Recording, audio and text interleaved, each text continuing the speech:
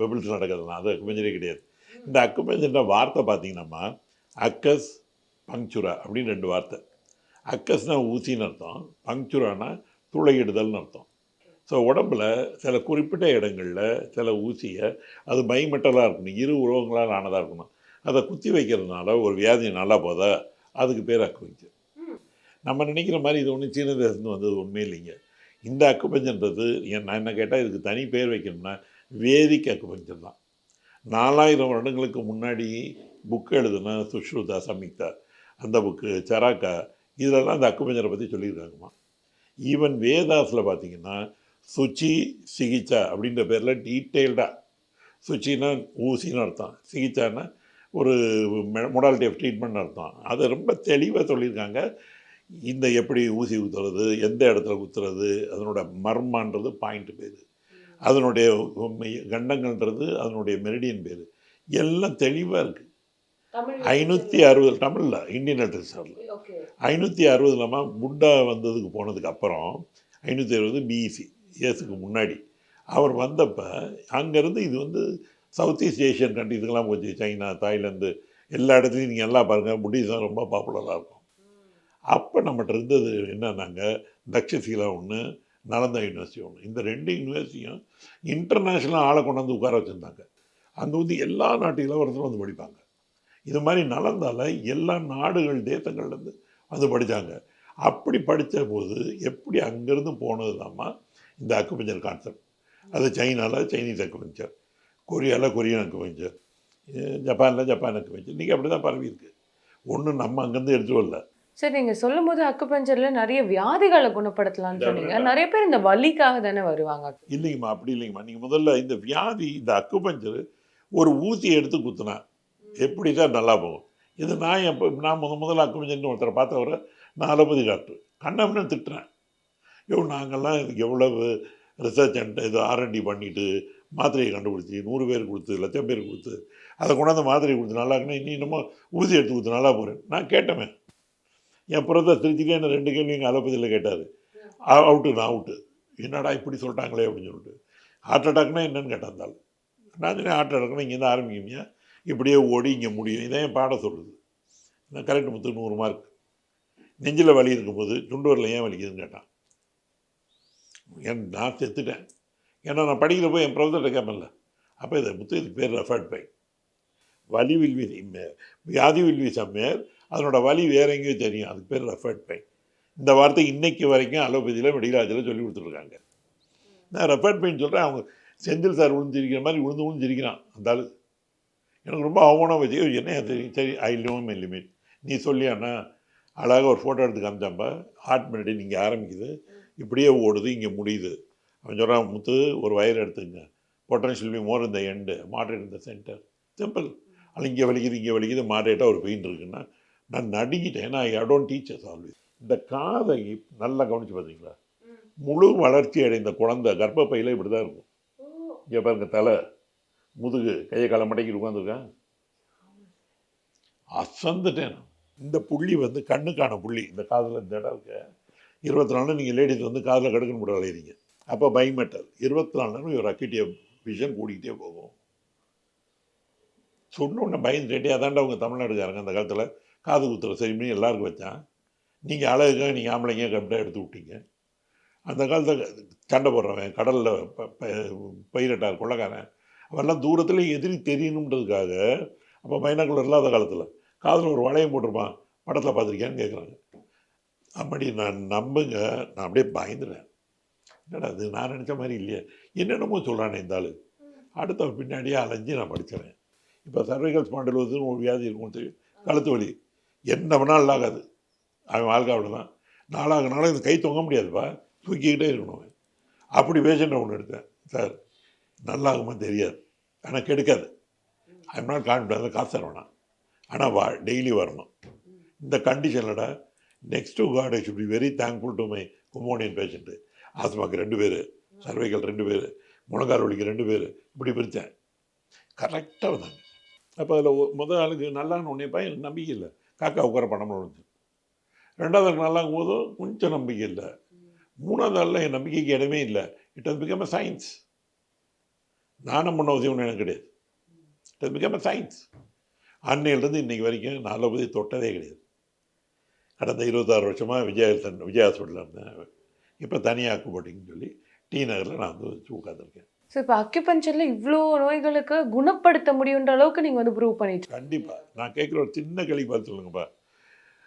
Diabetes, BP, asthma, sinusitis, migraine, அப்புறம் திருப்பி கழுத்து வலி, இடுப்பு வலி, முழங்கால் வலி, அப்புறம் வெள்ளப்பட்டதில்ல போயிட்டு டிஸ்சார்ஜ், எபிலப்சி, மென்டல் டார்ச்சர், இப்படி எத்தனை வியாதி நாங்கள் வேறு சிஸ்டத்தில் என்ன பண்ண முடியும் எங்களால்? அருமையான நேரில் நான் எந்த ஒரு வைத்திய முறையும் குறைச்சி சொல்லவே இல்லை. தெளிவாக ஒரு நான் மெடிக்கலாக இந்த கேள்வி கூட கேட்குறேன். எதில் செய்ய முடிஞ்சது எங்களால்? அப்போ பேச்சுட்டு தலையில் தவளை அந்த ஆர்வத்தில் அந்த ஒரு வேகத்தில் தான் இங்கே வந்து பார்த்தா எல்லாத்துக்கும் வைத்தியம் இருக்குது. இந்த வைத்திய முறையில் அவ்வளவு எஃபெக்ட் இருக்குது. டயபெட்டிஸ்ன்றது எப்படி நல்லாகுன்ற அடுத்த கேள்வி இருக்குது. இப்போ டயபெட்டிஸ்னால் என்னப்பா? பேங்க்ரியாஸ், இந்த கணையம்ன்ற உறுப்பு, இந்த உறுப்பில் வந்து இன்சுலின் வரணும். இந்த இன்சுலின் தான் உங்கள் ரத்தத்தில் உள்ள கொழுவு சர்க்கரையின் அளவை கட்டுப்படுத்தும். அப்போ நீங்கள் டயபெட்டிக்னால் என்ன அர்த்தம்? இன்சுலின் வரலைன்னு அர்த்தம். அப்போ நம்ம டாக்டர் என்ன செய்யணும்? கணையத்தை தொட்டு இன்சுலினை வர வைக்கணும். இதுதான் வைத்தியம். வெரி அன்ஃபார்ச்சுனேட், உலகம் முழுக்க இன்றைக்கி வரைக்கும் இருக்கிற அத்தனை ஊசியும் இன்சுலினுக்கு ஒரு மாற்று. உள்ளேருந்து வரணும், வரல, நான் வெளியிலேருந்து தரேன். நீங்கள் இன்றைக்கி ஒருவேளை நீங்கள் நிப்பாட்டினா கூட சுகர் ஏறிக்கும். பேங்க்ரியாஸை நான் தொடுறதே இல்லை. அப்போ என்ன ஆகும்? சரி அதோடய போய் தொலைன்னு பார்த்தா 3 மாதம் 4 மாதம் சாப்பிட்டிங்கன்னா பாடி ரிஜெக்ட் பண்ணும்.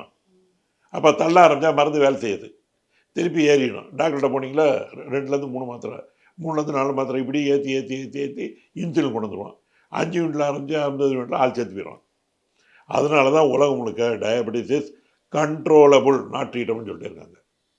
அக்குபஞ்சரில் சார் நாங்கள் எங்கள் யூனிட்டில் இது வரைக்கும் குறைஞ்சது 3000லேருந்து 4000 பேர் மருந்து மாத்திரை இல்லாமல் நார்மல் டயட்டில் வாழ்கிறாங்க. என் ஹாஸ்பிட்டலுக்கு யார் வேணாலும் வர சொல்லுங்க, நான் லிஸ்ட்டு தரேன், ஃபோன் நம்பர் தரேன், யார் வேணாலும் கேட்டுக்குங்க. இது என்ன கான்செப்ட்னாப்பா, அக்குபஞ்சரில் கணையத்துக்கு ஒரு புள்ளி இருக்குது, இன்சுலினை வர வைக்க ஒரு புள்ளி இருக்குது. இதுக்கு நான் டிசைன் பண்ணது, பர்சனலாக நான் டிசைன், எனது எந்த டெக்ஸ்ட் புக்லேயும் இல்லை. பர்சனல் நான் டிசைன் பண்ணால் வர்ற பேஷண்ட் வராங்க, அவங்களுடைய மத்தியான சாப்பாடுக்கு அப்புறம் 2 மணி நேரம் போஸ்ட் வேண்டின்னு சொல்லுவோம்ல, அந்த ரிசல்ட் 180 கீழே இருக்கான்னு பார்ப்பேன். இருந்துருச்சுன்னா வைத்தியம், இல்லைன்னா நான் எனக்கு தெரிஞ்ச மருத்துவ அறிவில், அலோபதி அறிவில் மாத்திரை மருந்தை மாற்றி கொடுத்து கொண்டுருவேன். டக்குன்னு 2 நாளில் கொண்டுருவேன். அப்புறம் 180 கீழே கொண்டுருவேன்டா, அவ்வளோதான். அது எவ்வளோ இருந்தாலும் சரி, அதுக்கு மருந்து மாத்திரை கொடுத்துருவான். அது ஒரு ஸ்டாண்டர்ட்.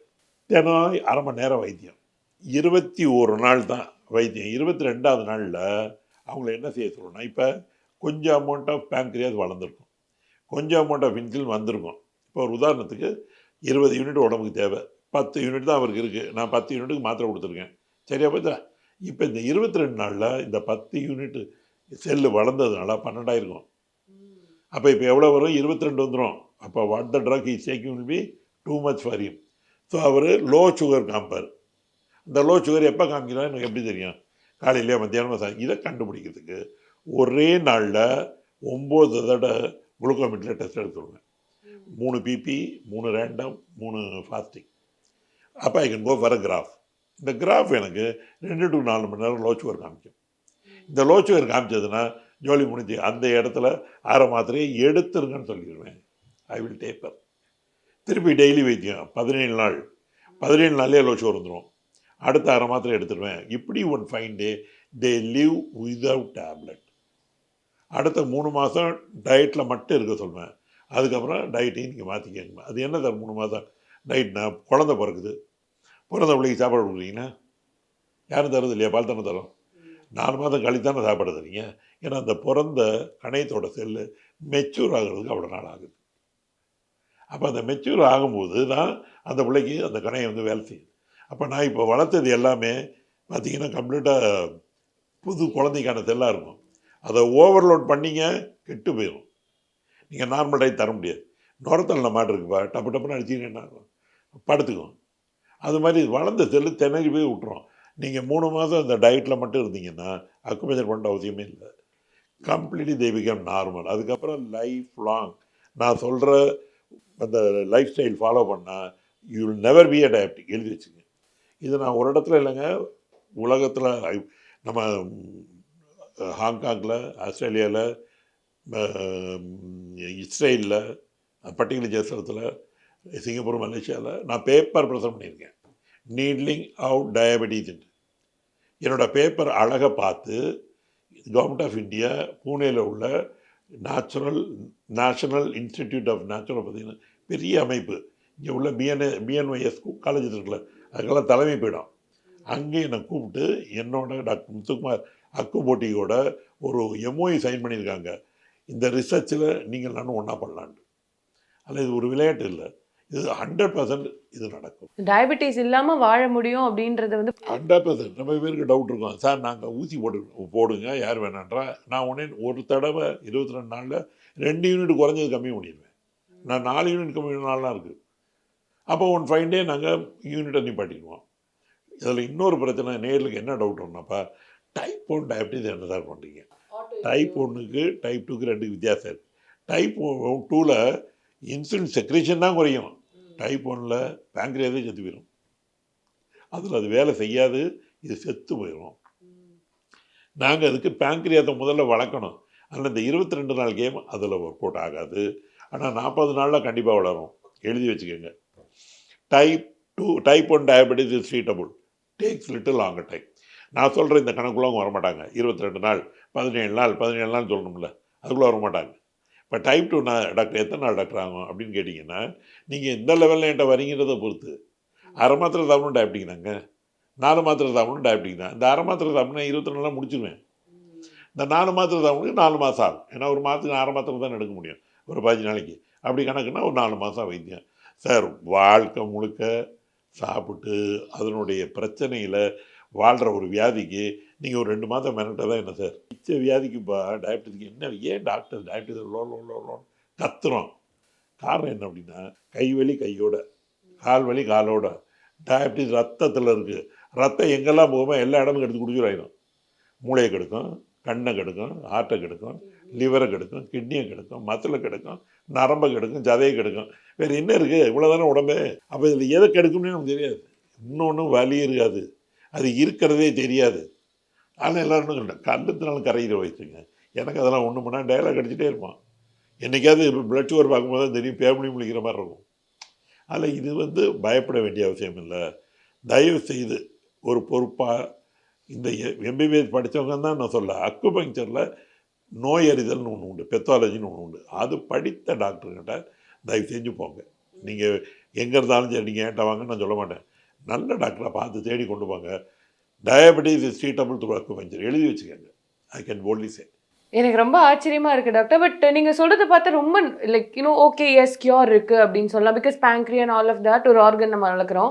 ஆனா இப்போ மென்டலி ரிட்டார்டு சில்ட்ரன் அவங்களுக்கு கியூர் இருக்கு அப்படின்றது ரொம்ப நல்ல கேள்விப்பா. இது மக்கள் நேரில் சொல்லணும். இந்த மென்டலி ரிட்டார்டு சில்ட்ரனுக்கு என்ன நடக்குது, அதுக்கு பேர் ஆட்டிசம்னு நம்ம சொல்கிறோம். அப்போ எங்கள் அலோபதி டாக்டர் எங்கிட்டையும் வச்சுக்க, நானே படித்த காலங்களில் ஆட்டிசம்னு என்னங்க பண்ணணும்னு சொன்னால் ஒன்றும் பெருசாக தெரியாது. இந்த மூளையில் என்ன பிரச்சனை தெரியாது. அப்போ காரணம் தெரியல, நான் எப்படி மருந்து சொல்வேன்? எனக்கு எதிரியாக இருந்தாலும் தூக்கி போட்டு மிதிக்கலாம். எதிரியை தெரியலாம், யாரை போய் சண்டை போட சொல்கிறீங்க? அப்போ எனக்கு மருந்து மாத்திரை கிடையாது. இந்த பிரெயின் செல்லை ஸ்டிமுலேட் பண்ணுறதுக்கோ பெருசாக்கிறதுக்கோ ஸ்ட்ரென்தன் பண்ணுறதுக்கோ ஒரு மாத்திரை கூட கண்டுபிடிக்கப்படலை. ஓரளவுக்கு சொல்கிறேன்னா வல்லாரை ஒன்று தான், ஓரளவுக்கு, அது கூட ஃபுல்லாக கிடையாது. ஆனால் இதில் ஸ்ட்ரென்தனிங் ஆஃப் பிரெயின் மட்டும் இல்லை. அப்போ இதில் என்ன பிரச்சனைன்றது தெரியாது. நீங்கள் இந்தியா விடுங்க, அமெரிக்காவில் இதுக்கு பேர் மினிமல் பிரெயின் டிஸ்ஃபங்க்ஷன், எம்பிடி. நம்புவீங்களா? 40 லட்சம் பிள்ளைங்க இருக்காங்க ஆர்டிஸ்டிக் சைல்டு. எனக்கு ரொம்ப வியப்பாக இருந்தது. என்னடா ஒரு வளர்ந்த நாடு, உலகத்தில் பெரிய செல்வம் கொளிக்கிற நாடுன்றான், 40 லட்சம் பிள்ளைங்க ஆர்டிஸ்டோட அலையுது. இது என்ன கணக்கு? இது ஏன் வருது அந்த ஊரில்? இது நம்ம சுவடி, சைனீஸ் சுவடி, இது எங்கள் புக்கிலையும் இல்லை. நான் இதெல்லாம் ரொம்ப படிச்சிருக்கேன்ப்பா. சைனீஸ் சுவடி கணிச்சு பிடிச்சா 2 வகையான மூளையில் கோளாறு இருக்குது. ஒரு வகையில் மூளை செல்லு கெட்டு போகிறது, டீஜென்ரேஷன். இன்னொன்று மூளை செல் டிஸ்ஃபங்க்ஷன், சரியாக வேலை செய்யாமல். இந்த கெட்டு போகிறது இருக்குல்ல, அதில் தான் செரிப்ரல் பால்சி அதெல்லாம் வரும். இந்த வேலை செய்யலை டிஸ்ஃபங்க்ஷன் இருக்குல்ல, அதுதான் ஆட்டிசம். அவனுக்கு உடம்பை பார்த்தீங்கன்னா அனடாமிக்கலி வளர்ச்சி கரெக்டாக இருக்கும். 7 வயதுனா 7 வயது பையன் மாதிரி இருப்பான், 6 வயதுனா 6 வயது பையன் மாதிரி இருப்பான். ஆனால் மென்டலி அது இருக்காது. அப்போ அவன்கிட்ட என்ன பிரச்சனை இருக்கும் அப்படின்னா, புரிதல் இருக்காது, காக்னிஷன்றது இருக்காது. இவங்க அப்பா தெரியாது, இவங்க அம்மா தெரியாது. இப்போ நம்ம எப்படி இருக்கோம், ஆயான்னு இப்படி வைக்கிறோம், தப்புன்னு தெரியாது, சோஷியலைஸ் தெரியாது. எச்சி முழுங்குனா முழுங்கணும்னு தெரியாது. நிறைய பிள்ளைங்களுக்கு பார்த்தீங்கன்னா வாணி ஒழுகிட்டே இருக்கும். காரணம் என்ன, வாணி உங்களுக்கு எனக்கு தான் வருது, நம்ம பேசிக்கிட்டே அப்படி முழுங்கிக்கிறோம். அந்த முழுங்குறதும்னு அவனுக்கு தெரியாது. அவனுக்கு ஊட்டுறதுக்குள்ளே அவங்க அந்த அம்மா அந்த பாடு பண்ணணும். ஏன்னா வாயிலே வச்சுக்கிட்டுவான், யார் சொல்கிறது முழுங்குறதுன்னு சொன்னாலும் அவனுக்கு புரியாது. அவனுக்குன்னு சில விஷயத்தில் இன்ட்ரெஸ்ட் இருக்கும். சில பிள்ளைங்க படம் வரைகிறத பார்த்தா கண்ணை ஊற்றிக்கலாம் போல இருக்கும். சில பிள்ளைங்க பாட்டை கேட்டுகிட்டே இருக்கும். அவங்க இதில் அவங்க எக்ஸலண்ட்டாக இருப்பாங்க. ஆனால் they will not obey to the command. ஒரு வேலையை செய்டான்னு அவனை சொல்ல முடியாது. அது அப்பாவாக இருந்தாலும் ஆட்டுக்கிட்டே இருந்தாலும் சரி. அவன் உலகத்துக்குள்ளே இவங்க என்ட்ரு பண்ணால் அவன் அலோவ் பண்ணால் தான், இல்லைன்னா வெகுமிட் ஆயிடுவான். இங்கிட்டு ஓடுவான், அங்கிட்டு ஓடுவான், கழிச்சு போடுவான், கற்றுவான், கருத்து பண்ணுவான். இதுதான்ப்பா ஆர்டிசம். Very simple. இந்த காக்னிட்டிவ் பவரை நான் கொண்டு வந்துட்டேன்னா ஆர்டிசம் ட்ரீட்டட். Very simple. சரி, இதுக்கு காரணம் தெரியுங்களா? காரணம் என்னடான்னு பார்த்தா, நம்ம ஆளுங்கெல்லாம் எவ்வளோ பெரிய அறிவாளி இருந்திருக்காங்க. சும்மா நம்ம வந்து மஞ்சள் பையன் பழைய ஆளை கிண்டல் பண்ணுறோங்க. பட் அவங்க பண்ணதை இன்றைக்கி ரீசர்ச் பண்ணுறதா நம்ம ரிசர்ச்னே வச்சுருக்கோம். நல்லா புரிஞ்சுக்கோங்க. மொத்தம் வந்து பெண்களுக்கு 9 மாதம் கர்ப்பகாலம். மொதல் 3 மாதம், 2வது 3 மாதம், 3வது 3 மாதம். இந்த மொதல் 3 மாதத்தில் வந்துப்பா நம்ம உடம்புக்குள்ளே எல்லாமே வளரணும். அப்போ எர்த்துன்னு சொல்லி ஒரு எலிமெண்ட் எங்கள் பாடம். இந்த எர்த் எலிமெண்ட் என்ன அப்படின்னா, நர்ச்சர்ஸ், க்ரோஸ், டெவலப்ஸ், அது பெருசாக இருக்கும். அந்த எர்த் எலிமெண்ட் நிறைய இருக்கிறதுனால தான் யாரும் படித்தாலும் சரி, படிக்காட்டாலும் சரி, அது கலெக்டராக இருந்தாலும் சரி, இல்லை ஒரு சாதாரண ஆளாக இருந்தாலும் சரி, 3வது மாதத்தில் பார்த்தீங்கன்னா வாமிட்டிங் வந்துக்கிட்டே இருக்கும். அந்த நம்ம மார்னிங் சிக்னஸ் சொல்கிறோம். நீங்கள் சாப்பிட்றது பார்த்தா மண் சாப்பிடுவாங்க, சாம்பல் சாப்பிடுவாங்க. என்ன என்ன கணக்கு? ஏன் சாப்பிட்றீங்க? ஏன் மிச்ச நாள் சாப்பிடல? இப்போ நான் எனக்கு பூந்தி ரொம்ப பிடிக்கும், சின்ன வயசுலேருந்து பிடிக்கும், இன்றைக்கி வரைக்கும் பிடிக்கும், நாளைக்கும் பிடிக்கும். உங்களுக்கு ஏங்க அந்த டைம் மட்டும் பிடிக்குது, அந்த 3 மாதத்தில்? அதுக்கு முன்னாடியும் சாப்பிட்றது இல்லை, அதுக்கு பின்னாடியும் சாப்பிட்றது. இதுக்கு ஒரு கேள்வி கேட்டால் எங்கள் இதில் பதில் கிடையாது, எந்த சயின்ஸ்லேயும். நான் சொல்கிறதில் பாருங்கள், இந்த மண்ணினுடைய பவர் எர்த்து ஓவர் ஆக்ட் ஆச்சுன்னா கீழே போக வேண்டியது வேலை வரும். ஏன்னா அதுக்கு பேர் பெர்வசிவ். நார்மல்லேருந்து ஹைப்பர் ஆக்டிவ்னா பொங்கி வரும்ல, அப்போ அதுலேருந்து வெளியே வர்றது தான் மார்னிங் சிக்னஸ். உடம்பே மண் சத்து கூட இருக்கிறதுனால மண் சம்மந்தப்பட்டது உங்களுக்கு பிடிக்குது, அதுதான் சாம்பல் திங்கிறீங்க. 2வது ஆஃப் வந்துப்பா ஃபயருக்கானது. அதில் நம்ம உடம்புல இந்த களிமண்ணை வந்தோடனே சுடுவோம்ல, அது மாதிரி உள்ளது. அந்த ஃபயரில் எல்லாம் அது வேலையை பார்க்கணும். நான் சொல்ல போகிறது 3வது தான் ரொம்ப முக்கியம். அது வந்து உட்டுக்கான element, that is for liver. அதில் என்னென்னா, நம்ம ஒரு நாளில் முதல் நாள், 2வது நாள், 3வது நாள் வாழ்க்கையில் என்னென்ன பண்ண போகிறோம்னு ஒரு டெம்ப்ளேட் இருக்கும்.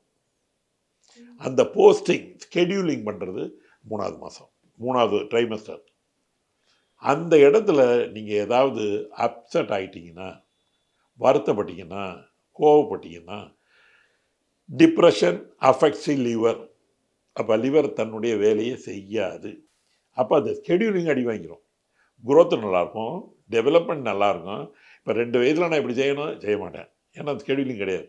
இந்த இடத்துல இன்னொன்று நேர்களுக்கு சொல்கிறேன், வைத்தியம் எதுவுமே பண்ணாமல் 8 வயசில் இருக்கிற ஆட்டிஸ்டிக் சைல்டு தானாக நல்லாகி நான் பார்த்துருக்கேன். கேள்வி வருதா? இது மாதிரி 20% இருக்காங்க தானாக நல்லாகிற பிள்ளைங்க. இது என்ன ஒரு அழகுனா, இதே எங்கள் பாடம் திருப்பியும் ஜென்ஸோட வாழ்க்கை எங்கே 8 பிரிக்கிறான். இந்த 8 வயசோட ஒரு பாம்பு தோலை உரிச்சோம் நம்மளுடைய லைஃப்பை பிடிக்கணும். அடுத்த 8 அது புதுசு. ஸோ இந்த லிவரில் இந்த ஒரு 8க்கான ஸ்கெடியூல் மாறி இருந்தால் அவன் அது வரைக்கும் கரெக்டாக இருக்க மாட்டான். அந்த அடுத்த 8 நார்மலாக இருக்கும்ல, நார்மலாக இருவான் டக்குன்னு. Very simple. இப்போ இந்த ஸ்கெடியூலிங்கை நாங்கள் என்ன பண்ண, இந்த ஸ்கெடியூலிங்கில் உள்ள ப்ராப்ளம் இதுதான். இதை நான் வந்துங்க இந்த மூளை வளர்ச்சி கொட்ட குழந்தைங்க எத்தனையோ அம்மாட்ட கேட்டிருக்கேன். கரெக்டாக பாருங்கள், 5 to 9 ஏதாவது பிரச்சனை வரும். அந்த பிரச்சனைனா மென்டலி டிஸ்டர்ப் ஆகும். அந்த டிஸ்டர்ப் உங்கள் வயிற்றுக்குள்ளே உள்ள குழந்தைய அவ்வளோ கெடுக்கும். இப்போ அமெரிக்காவில் எதுக்கு எடுத்தாலும் சந்தேகம், கோபம், தாபங்கள், அங்கே வந்து எமோஷனல் அவுட்பஸ்ட் தான் ஆல் டைம். லவ்னாலும் அப்படி தான். அதனால் ஒரு பாட்டு கேட்டிங்கன்னா ஓவன் ஆடுவாங்க, பட் பிரச்சனைனா ஓவன் கற்றுவாங்க. இது அந்த இது எக்ஸ்ட்ரீம்ஸ். நம்ம இதில் பாருங்கள், இன்றைக்கி டிப்ரெஷன்றது it become an order of a day. பச்சை பையன் சின்ன பையனை கூட கேட்டால் நான் ரொம்ப டென்ஷனாக இருக்கேன்ட்டான். இந்த டென்ஷன்ற வார்த்தை என் வாழ்க்கையில் இன்றைக்கி வரைக்கும் எனக்கு தெரியாதுப்பா. 4ஆ படிக்கிறேன்னு சொல்கிறான் டென்ஷனாக இருக்கேன். டேய் வாடா, அவனுக்கு என்னடா பிரச்சனைடா, டென்ஷனாக இருக்கேன் தாத்தான்றான். அவனை நீங்கள் என்ன பண்ணுவீங்க நீங்கள்? அதனால் டென்ஷன் ஒன்று இது பாதிக்குது. அதனால தான் அறிவாளிங்க 5 மாதம் ஆனவுடனே வளகாப்பை போட்டு அம்மா வீட்டுக்கு கூப்பிட்டு போனான். அம்மா வீட்டில் ராணி மாதிரி இருப்பாள். வயிற்றுக்குள்ள கறி வேலை சொல்லுவாங்களா, அது உட்காந்துட்டு டிவி பார்த்துக்கிட்டு இருக்க அழகலடா பண்ணிக்கிட்டு. அப்போ அந்த ப்ளசண்ட்டாக இருக்கும். அது வீட்டில் இருக்கும்போது மாமியார் வீட்டில் எப்படி நீங்கள் என்ன பண்ணுவீங்க? ரொம்ப மோசம். எல்லாம் 2 பேரும் வேலைக்கு போகிறாங்க. 9வது மாதம் வரைக்கும் அந்த பிள்ளை அங்கே போய் ஆஃபீஸில் அந்த பிரச்சனை, அந்த பாடுகள் எல்லாத்தையும் வச்சுக்கிட்டே இருந்தால் அந்த பொண்ணுக்கு மென்டலி டிப்ரெஸ் ஆகிட்டே இருக்கும். அது குழந்தைய அட்டாக் பண்ணும். அதனால தான் 6½ ஆண்டுகள் படித்த முத்துக்குமார் வந்து 2 மூளை வளர்ச்சி குழந்தை தான் நான் பார்த்துருக்கேன்.